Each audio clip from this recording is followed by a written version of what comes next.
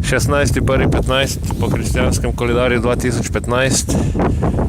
Toš Mihajl Ecotrip Challenge, krajinski park Strunjan, naravni rezervat Strunjan.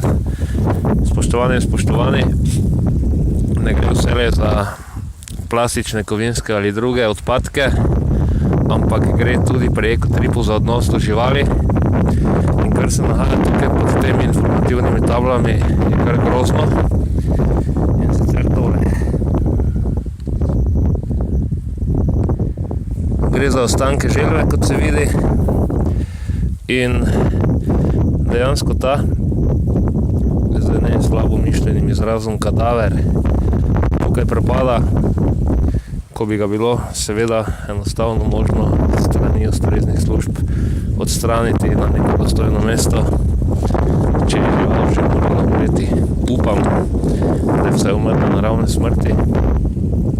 In kot rečeno, v Ecotrip spada tudi ustrezen odnos do živali, rastlin in vsega, in ne samo deponiranje in odstranjevanje odpadkov. Zato zamenjajmo škodljiv človeški Ecotrip, ki narekuje uničevanje sveta, s koristnim naravnim Ecotripom, ki narekuje ohranjanje, negovanje in razvoj sveta.